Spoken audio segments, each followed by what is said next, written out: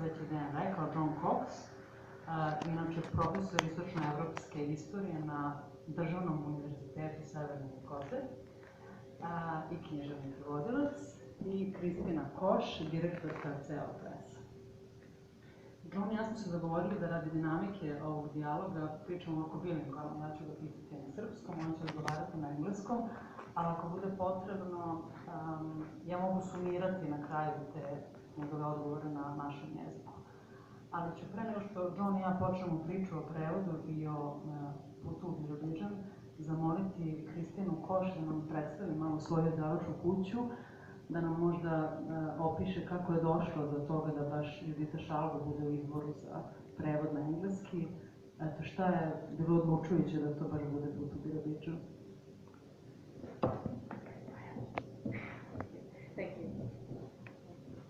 Thank you. I would like to ask in English, right? That one I understood. So don't worry. Okay, so thank you and welcome. I'm very happy to be here with you. As Diana said, my name is Kristina Koš and I am the director of the CEEOL Press. CEEOL Press is a Frankfurt-based publishing house that was founded in March 2020. So great timing, just when the COVID hit the word, but we, as CEEOL, the Central Eastern European Online Library, is already an online operation. It was easy to move many things to the online space, so we had book launches and we had all kinds of events online, but this is the first one that we have in real life, and I'm very happy about that. When the idea came to start this small publishing house, I had known CEEOL, I had known Bea and Wolfgang Klotz, who are the head of this operation, for a long time, and we had been very good friends. I used to work with Central European University Press, and so we went to book launches, we went to conferences together, and we decided to have a publishing house from and about the region, but not strictly scholarly books. We would have literature, we would have general interest books. The first book that we published was a mixture of oral history and recipes from Holocaust survivors. So we have all kinds of titles in our list. We also publish out-of-print books in ebook format. And since I was trained as a literary scholar, something back many years ago, and in my previous position I couldn't really do anything with literature because it wasn't in the portfolio of the previous place I worked at. I really wanted to do a literature and not just classics from the 19th and 18th century, but more contemporary titles. And I had known John for a very long time now. He recommended great books for us in the past, and then when he suggested Judita Šalgo, I looked into whatever I could find about her, and I thought that this is going to be a wonderful first literary book, fictional book for our small publishing house. Mm-hmm. And then when I read it in John's translation, finally I knew that it was a gem, that we found really an exceptional novel, and I'm very, very proud to be the English publisher of this book. And there's going to be other books in this series. We're going to publish a Hungarian novel very soon now, and there's going to be a Bulgarian one in the spring. But with this book, we started this list of literary fiction in our publishing house. Kao što ste čuli, Birobidzhan, The Road to Birobidzhan is the first fiction, actually, first literary work published in the publishing house at CEEOL Press. Džone, tvoj primarni poziv, vokacija je istorija. Ti si istoričar, profesor istorije, istočnoevropske istorije. Kako je došlo do tog interesovanja za književno prevođenje i možda da nam kažeš nešto o vezi istorije i literature iz te perspektive prevoditelja i profesora? Right. The answer to the first part is fun. The answer to the second part is a little more predictable. One moment.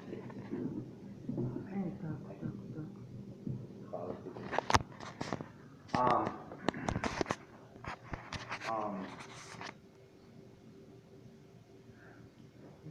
you repeat the question? Sorry. So, kao... Na srpskom. A, na srpskom? Aha, dakle, kako se rađa tvoj interes za književno prevođenje i možda s tim veza istorije, kako iz istorije dolaziš do književnog prevođenja, do literature? I got into literature as a young person, like everybody probably in this room did. I've always loved to read and I've always loved fiction. I've never been much of a fiction writer, but a failed poet like every teenager ever was. But I never thought seriously about pursuing literature as a vocation because as I got older, I developed a love of travel and foreign languages, and I kept learning languages. And eventually in this talk tonight, we'll get around to how I first came to Serbia, which was from my little perch in southern Hungary in Szeged, where I spent a year in the 1980s learning Hungarian. And I realized that history was sort of my first love among mental activities because I love other cultures so much, and I love headlines, getting behind headlines, and I love, in college I was very politically active, and it was the Cold War, and we had a guy named Reagan in the White House who was not Trump, but was scared the hell out of us anyway in the 1980s, and so there was a lot of cause for activism. And so I developed this voracious love of history, travel, and languages. And then I went to after living in Hungary, I went to graduate school at Indiana University in Bloomington, which is a fantastic school for everything related to Slavic, East European, Eurasian studies. And that's where I learned Serbo-Croatian, as it was called in the 1980s. And I wrote my dissertation dutifully on one of Tito's right-hand men. The younger people in the room might not have any idea really who Edvard Kardelj was, but the older people will definitely know who Edvard Kardelj was. I wrote a biography of him, got my first job, got tenure, became a professor, blah, blah, blah, and then I realized that history is wonderful, and I still write sort of standard history, although I no longer write about the pokretnost zemalja, because it doesn't matter anymore. But I decided that there was simply greater personal satisfaction, but also different ways to connect with an Anglophone audience about the places that I love and that were so important to me. And I always think that Americans need to grow an extra brain to try to understand the rest of the world, and we barely understand our own world, and so literature is a wonderful way to stimulate conversation and awareness. And it doesn't have to all be peace, love, and everlasting grooviness, but it's a serious intellectual duty, I think, of someone who works at a university. So gradually, after about the year 2000, spurred on by the events of 9/11 and the foundation of this incredible website that I hope you all have heard of called Words Without Borders.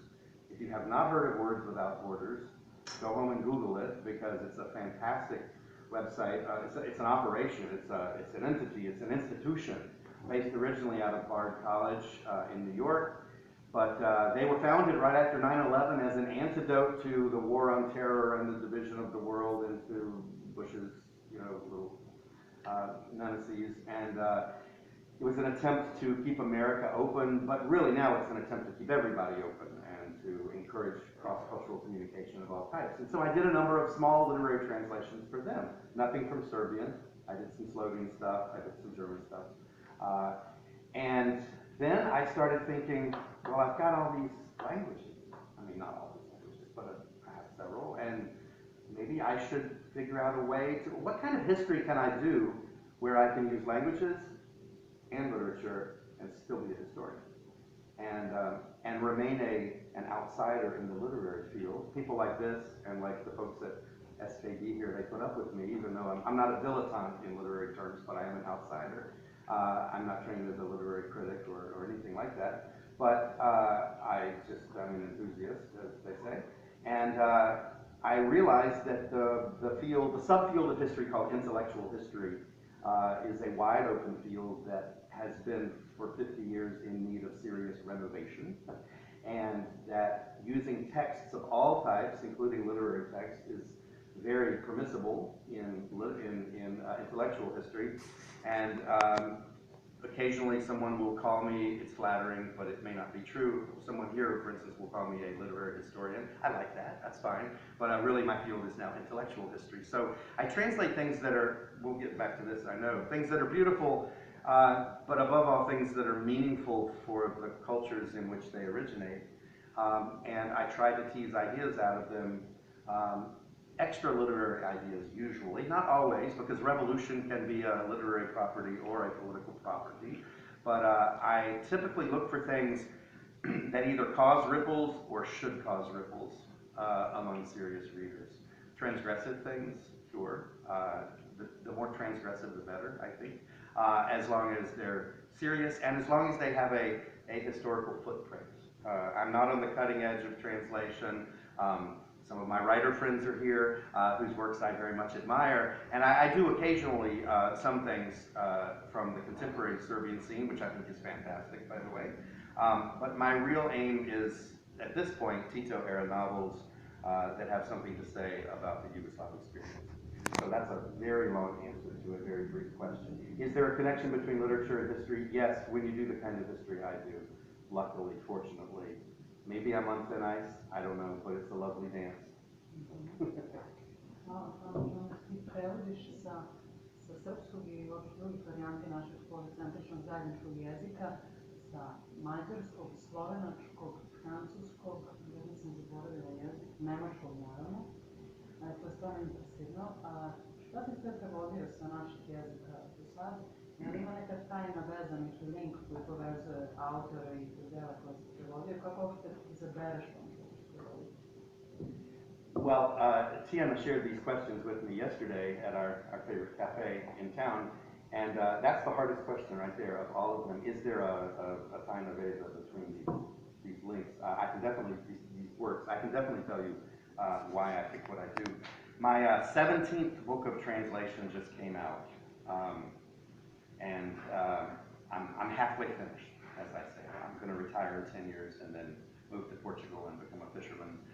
And I don't know if there'll be any more Serbian translations after that. But the French translation was just a minor thing, so we'll strike that from the list. But the very first novel I translated was a Slovene novel by Ivan Cankar, the biography of Martin Kačur, which I love Cankar, a lot of people do, and as a historian, of course, I love naturalism, and I love that period around 1900 with all the ideas in ferment inside the Habsburg Empire and outside the Habsburg Empire, and that novel was actually published by the press that Christo worked at the time. Were you the boss at that time for the Ivan Cankar? Maybe not yet. Not yet, okay. Well, Christo's right, she and I go back a long way. But that novel was a very satisfying experience. It went over reasonably well, I guess. And then the second thing I translated was actually a Croatian novel. I'm moving south, you see. But when I get here, I stop because I love this place. So I did a Vjenceslav Novak novel, Vasvjeta, about music in a Habsburg provincial town, and that was a gigantic novel, but again, extremely satisfying. So I thought, okay, I'm using some languages and doing smaller things along the way. Essays, very seldom poetry. I've only translated 2 small bits of poetry, well, more than bits, but Danilo Kish, I did a book of his poetry, and Stefan Heim, an East German poet.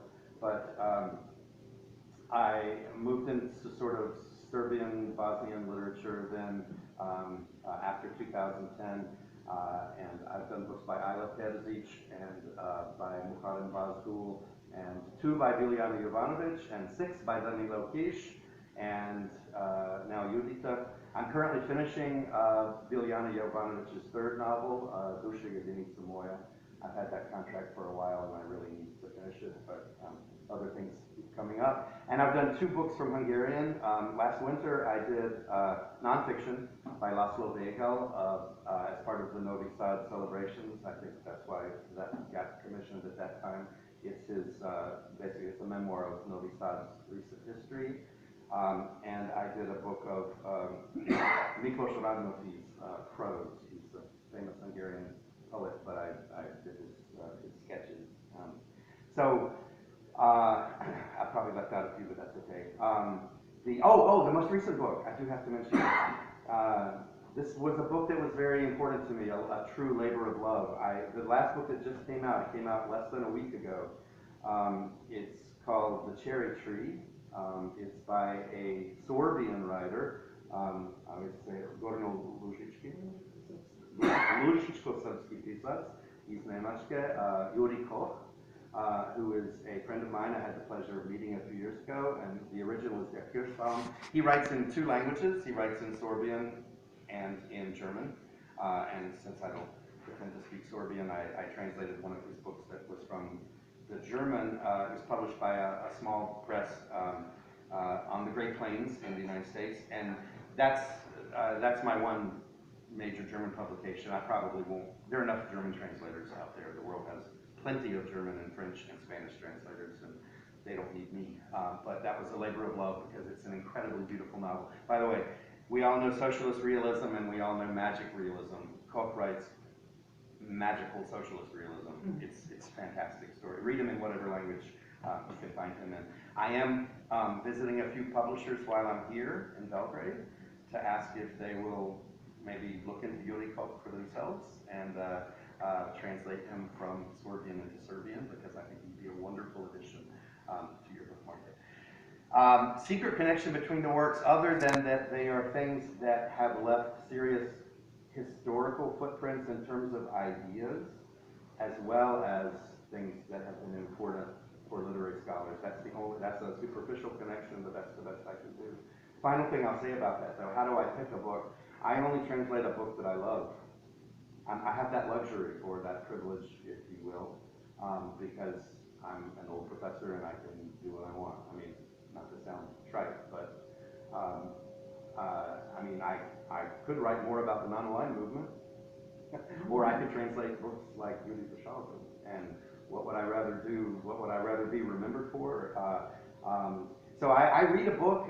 If somebody sends me a book or recommends a book to me, I read it. I read everything I can by that writer. I mean, again, this is a luxury. I'm not saying everybody should or could do this, and maybe I'm just Rosmagen, you know, maybe I'm spoiled rotten.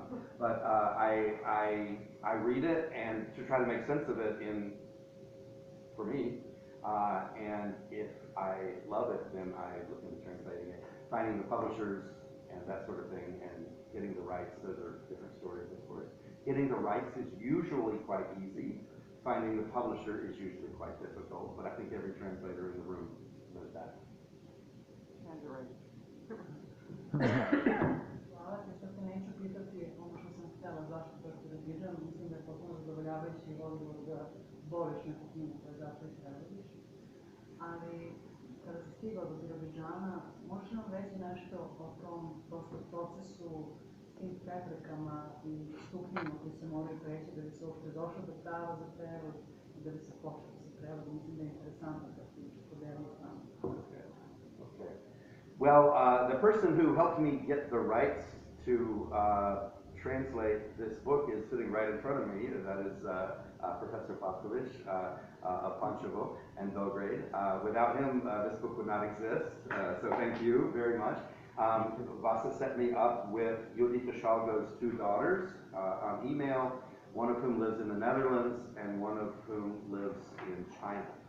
And they were very gracious in our correspondence, very quick to respond, and were very amenable to the conditions that Krista and her press set forward. Often, I mean, it's one of the wonderful things about working with Serbian literature is that this is a small country, and maybe that's claustrophobic if you live here, you know, but everybody knows everybody, or everybody knows someone who knows everybody. And if Dragana doesn't know someone, Vesna knows someone, or Tijana knows them, so I can always find whoever I need. And email makes the acquisition of rights an overnight matter very often. I knew this book's reputation long before I knew the book, right? So when I was in graduate school at Indiana in the 1980s, wow, you know, Kish was on everybody's reading list, and as was Pavić, and as was Sonjansky and Pekić. the first Serbian novel I ever read was The Houses of Belgrade, which blew me out of the water. And Ivo Andrić came quickly after that because everybody had to read Nazim Ćuprija, but you read Package before? I did. See, there's that outsider status again. But I knew this book's reputation, and I knew Šalgo's reputation as one that I suppose what first attracted me to just the person of Judite Šalgo, the intellectual person of her, was that hers was a life that in some ways paralleled Danilo's from his ethnic background and from his the primary influence of World War II on the family, the Holocaust on the family, and the multicultural, multi-linguistic nature of their existences, etc. Friends brought me some Šalgo books. The first book I owned by her was Radni Dnevnik, which I think someone in Michigan might be translating currently. But when I said, but I like to do novels, right? I mean, I'll do short stories occasionally, but I really like novels, sort of for pedagogical purposes, but also for artistic or aesthetic purposes. And I read this book and was blown away. I mean, there are things that historians, I guess, stereotypically might love about this book, and things that might drive historians crazy about a book like this. But with me, it was all love, because well, the achronology and the postmodern playfulness those are just assets in my use. Sad, kada smo govorili malo konkretnije o prevodu, kako za tebe kao čitatelja, prevoditelja izgledao taj jezik, sintaksa, vokabular Judite Šalgo? Da li možda možeš da ga uporediš sa nekim drugim naukama ili autorima engleskog govornog područja, da li postoji neka paralela? I kako je uopšte engleski upijao, da li je mogu da apsorbuje sintaksu, tu specifičnu rečenicu Judite Šalgo? On short notice, I can't really think of who in the Anglosphere this would resemble. I think there are a lot of people that she sort of resembles. It was easier when I translated the first two Biljana Jovanović's, it was a lot easier to see some Elfriede Jelinek in her from Austria and other people that I saw parallels to.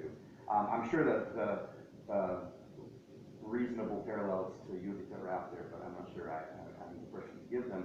I will say, translating her was difficult, but not impossible. Not at all impossible. The nice review that came out of this book in the LA Review of Books recently, I'm not going to read you the review, but I am going to read you an excerpt of mine that they quote in the review, said that I did a good job capturing the poetry of the language in poetic English. So maybe that's because I'm a poet manqué myself. So I think her syntax works fine in English if under one simple condition, and this is true, again, every translator in the room I think knows this. Do you ever shorten or lengthen a writer's sentences?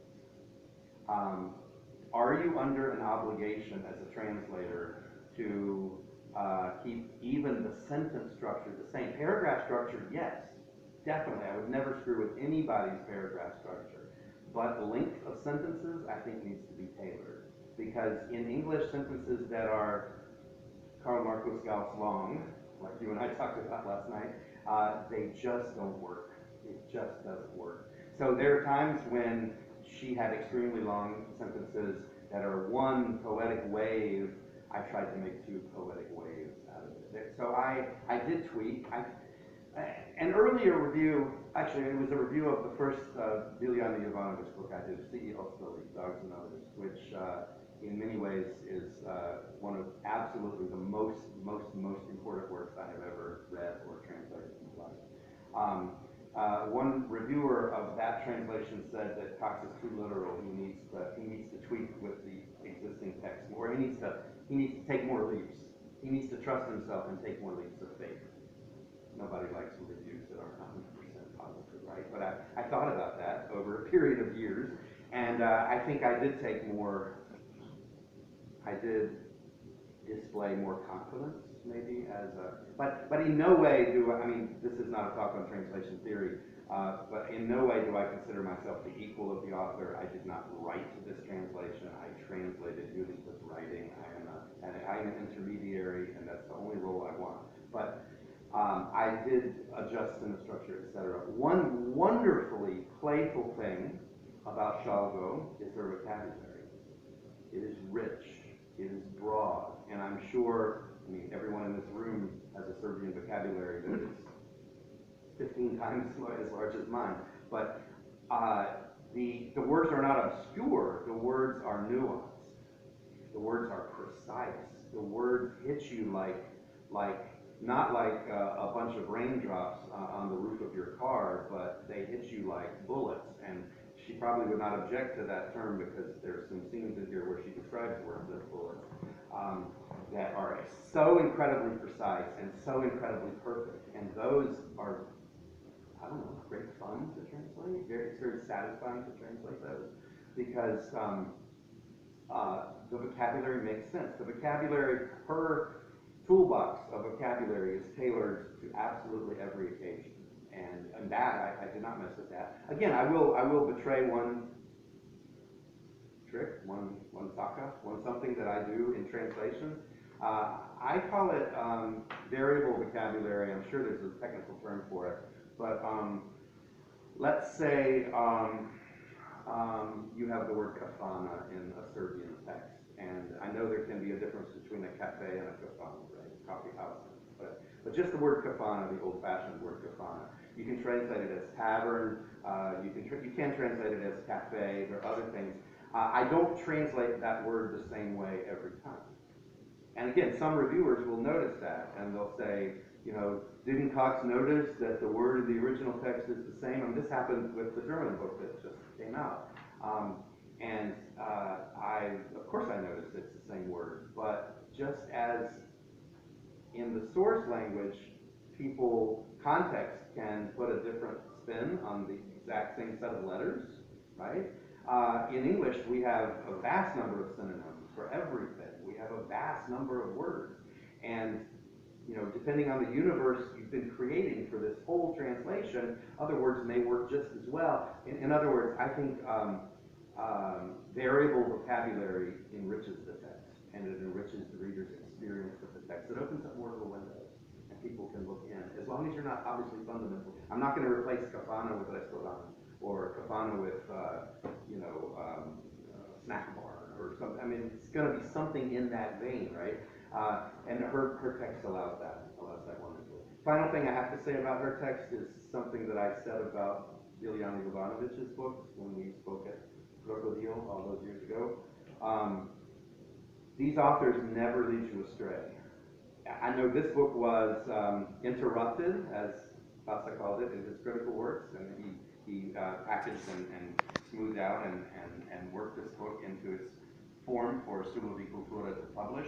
And he did a wonderful job with that, and she did a wonderful job writing it, because no matter how complex a paragraph gets, or how arcane a digression gets, or how bizarre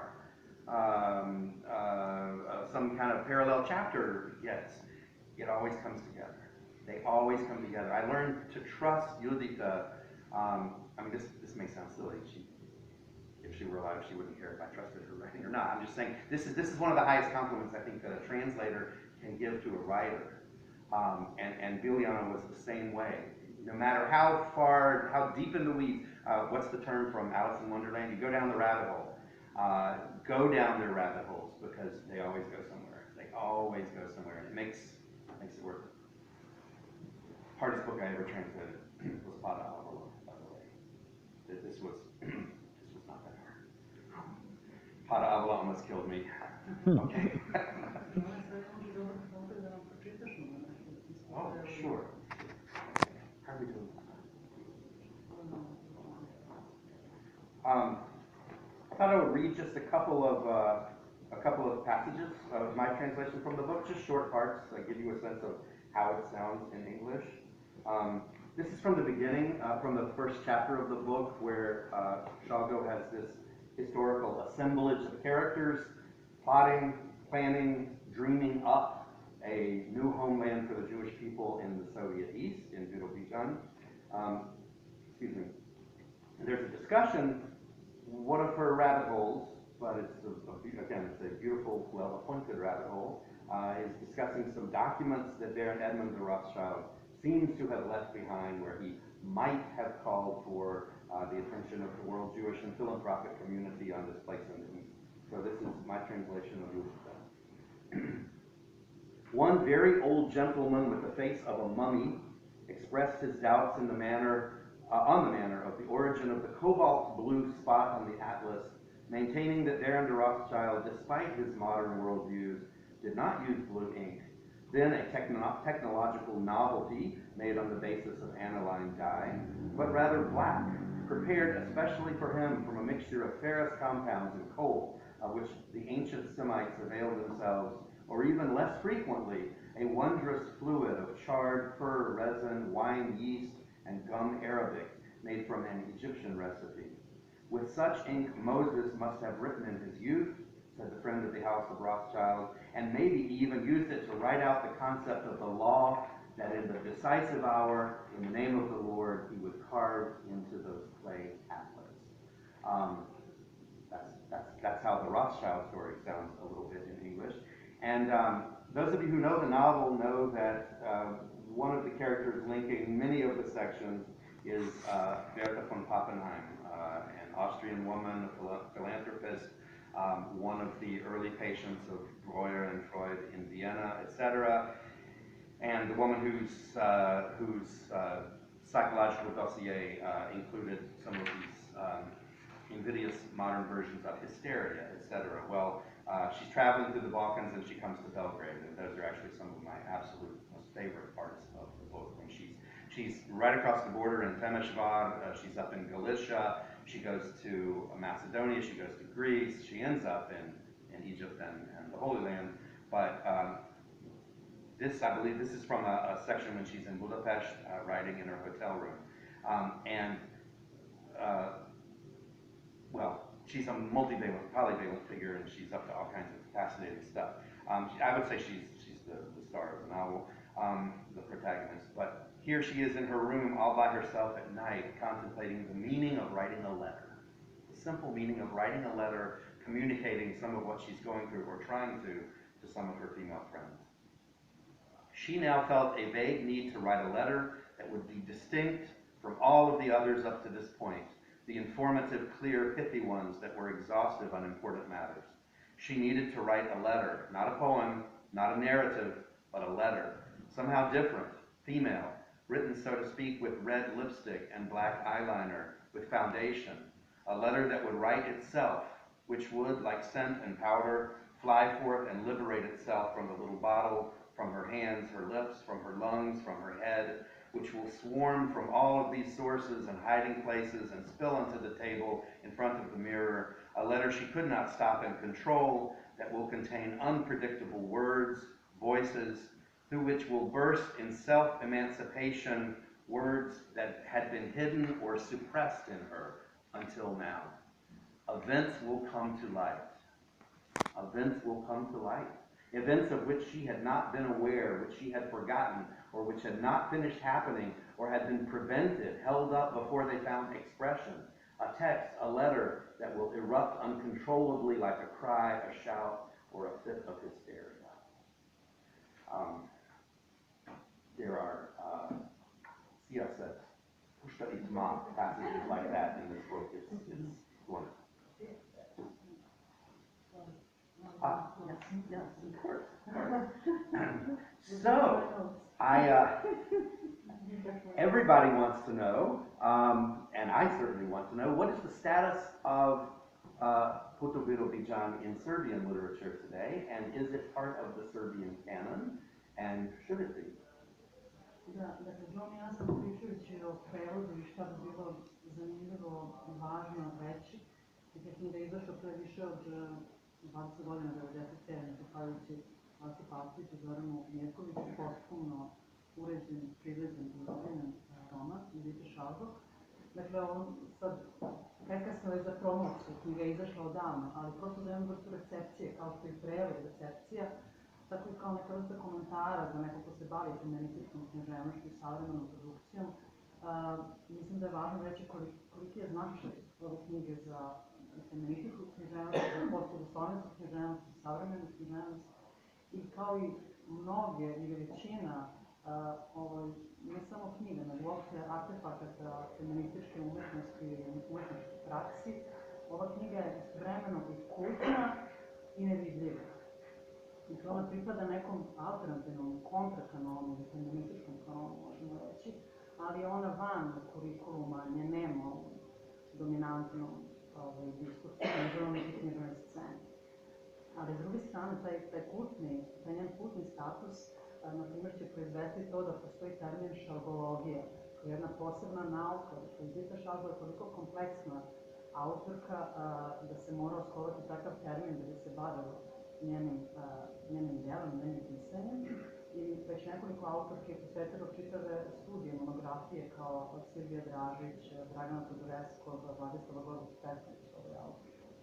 A s druge strane, sam termin i koncept ili figura ženskog kontinenta, kao taj motiv, važan tema ovog romana, se vrlo često u feminističkoj teoriji ili recimo u raznim ontologijama koristi metonimijski za žensku književnost ili, ako vam se ne dopada taj termin, za književnost koju pišu žene. Dakle, Judita Šalgo, njeno delo, čak neke njene formulacije, termini, funkcionišu, cirkulišu u feminističkoj teoriji. S druge strane, ono što je, ja ne znam da li se uopšte čuje nešto na ovaj mikrofon ili ja pričam zapravo bez mikrofona, a valjda ne čujete. Za jedno feminističko čitanje je zapravo ključno to narativizovanje putovanja koje je već Džon pomenuo, Berthe Pappenheim, Freudove Ane O, u obećanu zemlju kao utočište, kao utopiju i ne samo kao spasenje, kao ostvarenje za sve žene. Jer Ana O je ne samo pacijentkinje važna za psihoanalizu, već kasnije pokušaje definisanja jedne posebne vrste ženskog, odnosno nemaskulinističkog, nefalusnog jezika koji izvire iz telesnosti, iz potisnute seksualnosti, ali iz pobude, iz osvajanja jednog novog idioma koji proizilazi iz nesvesnog, iz neracionalnog. Dakle, umesto histerije i materice koja luta, koji još od antike disciplinuju, fiksiraju žene za njihovu telesnost, za njihovu biologiju, Judita Šalgo na scenu dovodi Berthe Pappenheim, druge protagonistkinje koji lutaju u tu obećanu zemlju. I drugi važan aspekt ovog romana, osim tog feminističkog, je avantgardistički. Odnosno, ako pričamo o Juditi Šalgo, znajući njen umetnički angažman, umetničku praksu, možemo sa pravom govoriti zapravo o neavangardnim aspektima ovog romana.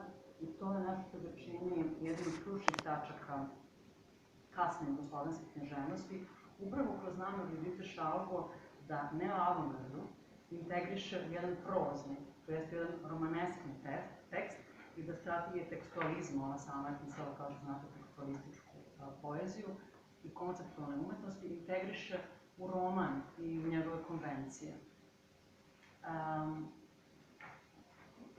Dakle, ta zaboravljena i zapostavljena avantgardistička tradicija jugoslovenske i srpske književnosti se u ovom romanu ponovo uvlači u diskurs jezika i literature. I ono što je treće, ja mislim, važno i što ćeš mi ti pomoći da nekako probamo da definišemo i objasnimo sebi, a to je ta figura utopije kod Judite Šalgo. Ona sama zapravo ima specifičan, ambivalentan odnos prema utopiji, ali je važna ta figura, zapravo ona i postoji i strukturno je važna, posebno taj odnos između istorije i utopije, važna kao mogućnost alternativnih svetova, kao nešto što je neostvarano, ali moguće da ostvari odnosti život i još jedan život nepostojeće zajednice. Dakle, taj odnos literature, ne literature, istorije i utopije bih voljela da bude nešto što će ti prokomentarisati, Posebno u vezi s tim je zanimljivo da su mnogi od nas smo prvi put čuli za Birobidžan čitajući ovaj roman. Dakle, na neki način Judita Šalgo i roman su služili kao istorijski ili historiografski izvor. Mislim da je to jako zanimljivo da je ta veza utopije i istorije strukturno.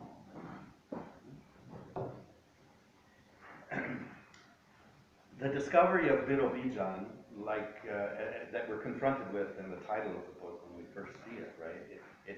It also surprised me because I had a lot of Soviet history in graduate school. I knew what it was, but I really thought the whole book would be about, you know, you can't help but form an association, a pre-association with the book from the title.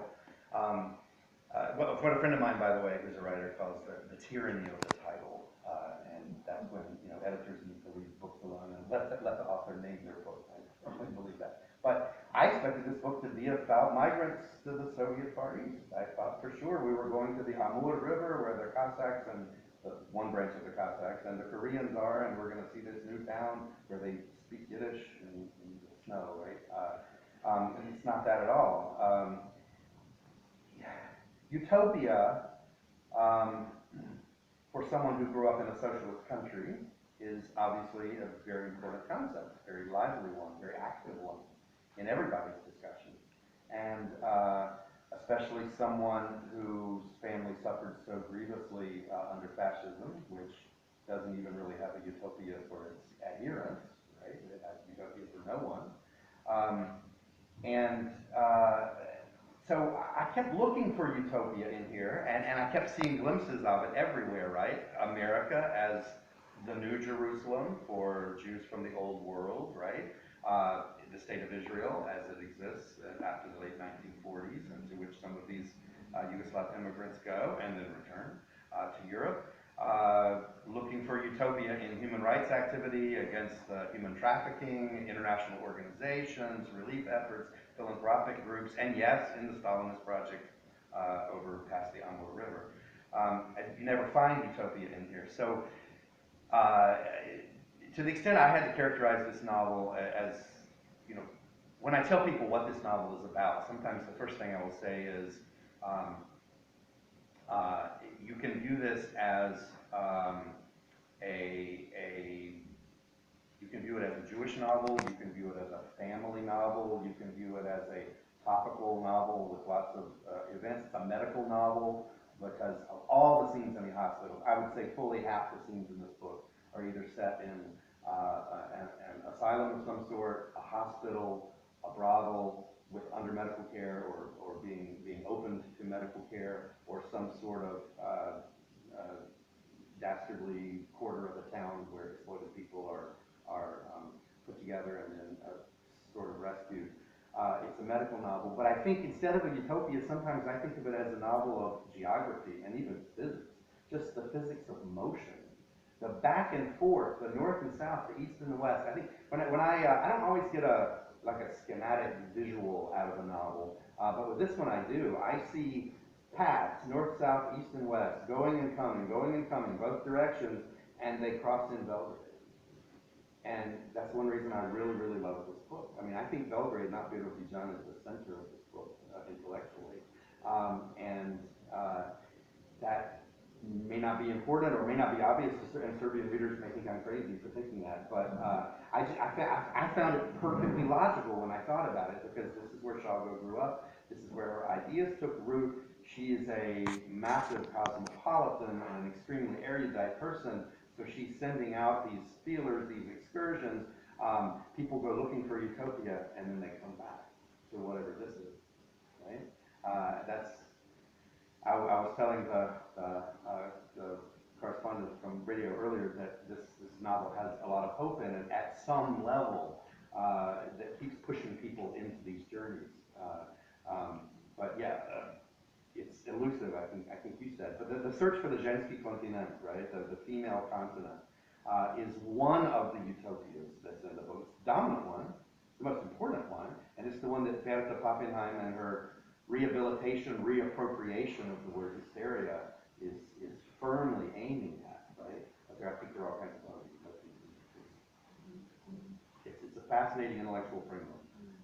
And utopia is not something, well, lots of people study utopia still on the basis of, or on the basis of our beliefs, etc. I'm at this point, I'm more like personally, I feel more like that little Dutch kid in the fairy tale who sees the giant dike and there's a hole in it, a hole called Trump, and we're sticking our fists in it to try to stop the whole world from blowing up. Now there's another hole, but utopia seems like such a distant concept for so many of us. Maybe I'm not a true believer anymore, but the characters in this book are, and it's refreshing, but it's heartbreaking at the same time.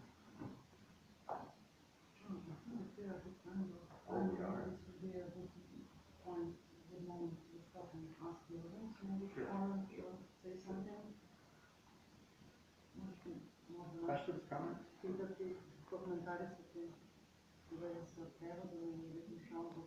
To možda Vasu, ti si radio na knjizi, nešto da kažeš, ako si ispočeo. Mi bi se zahvalio Džonu na prevodu i mislim, davno je bilo to kad je Judita razgovarala i sa mnom i s nekim drugim ljudima o radovima. Ja ne znam koliko je godina nju to držalo, ali otprilike možda bez pretjerivanja, ona je bila u toj knjiži jedno 10 godina. I sećam se kad me prvi put pitao da sam čuo za Birobidžan, ja sam rekao, nemam pojma šta je to.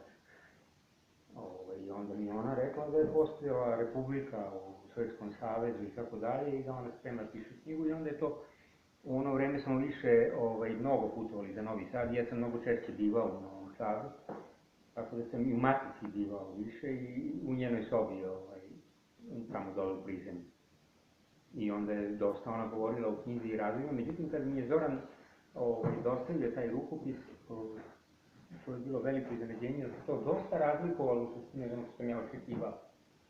Ja ne znam šta sam očekivao i on je rekao da je nezavršeno, ali u svakom slučaju o tim nekim pogledima ona nije baš sama razgovarala. Mislim da je bilo jako sama radići na toj knjizi, možda je samo pomagala na izvrstan način njena prijateljica i isto veliki pisac koji je Judita Milica Nikšić-Dimovska. One su tako bile obe u Matici i onda su razgovarale skoro svaki dan u književnosti, viđale su se i ovako su bile prijateljice i tako dalje. Vjerovatno je ona dosta pomogla. Šta da vam kažem, bilo je to je bila možda biti jedna od prvih knjiga koju sam tako uradio za ostavštine, kao što kasnije sam radio još neke.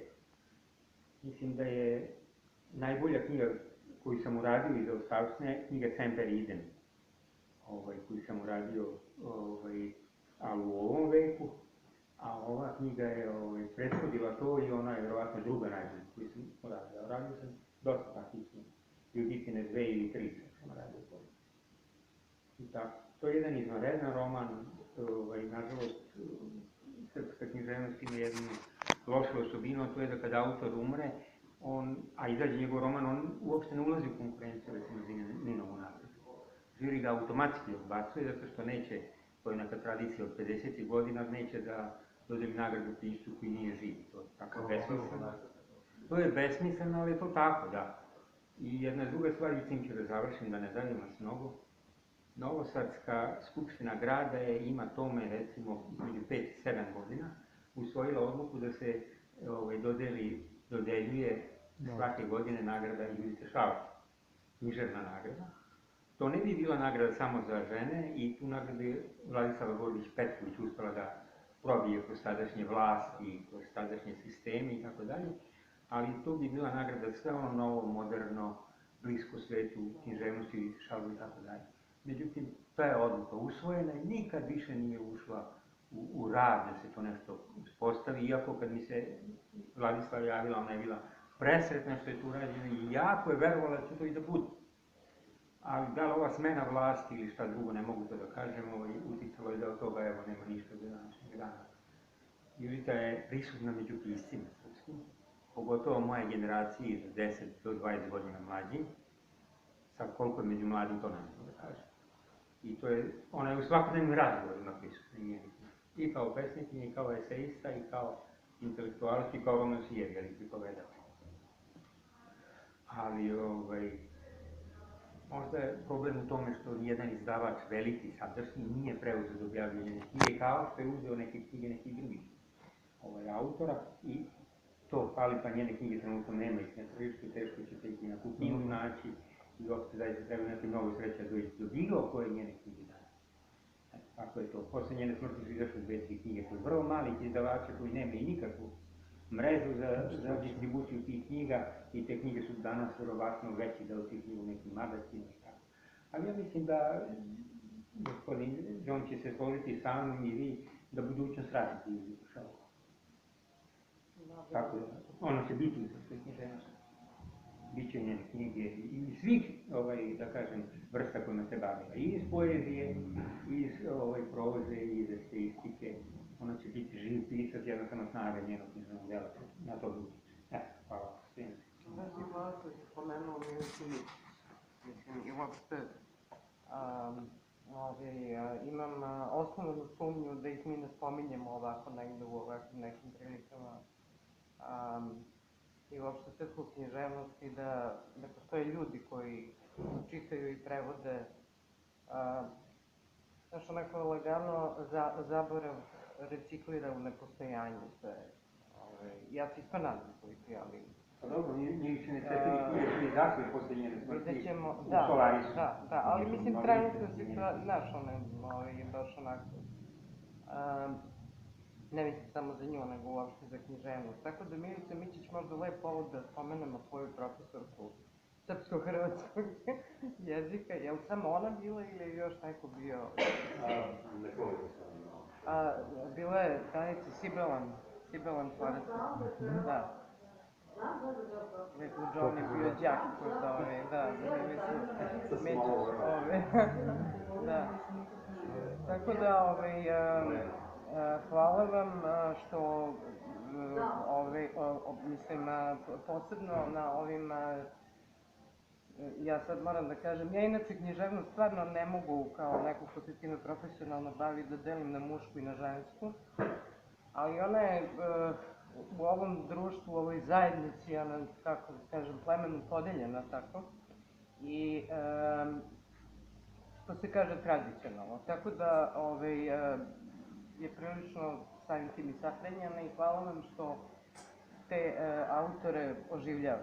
Ne znam kome sam pokušavala da ljudi koji, mislim, su obrazovani ljudi, ali mlađi, dočaram ko je Biljana Jovanović i koliko je Biljana Jovanović važna. Mislim, postoje ti pisci koji naprave taj breakthrough, mislim, to je nešto posle čega književnost više nije ista. Ako se slažeš, Al-Bahari je kod nas napravio taj prekid sa onim, kako se zvaše realizmom sad, dobro. Jednostavno ne, i isto tako, nema ni njenih knjiga, tako da to je velika stvar. Ti si mene kupio potpuno kad sam čula da prevodiš Biljanu Jovanović. Znaš, i mislim da su to stvarno bitne stvari. To što radite, tako da hvala.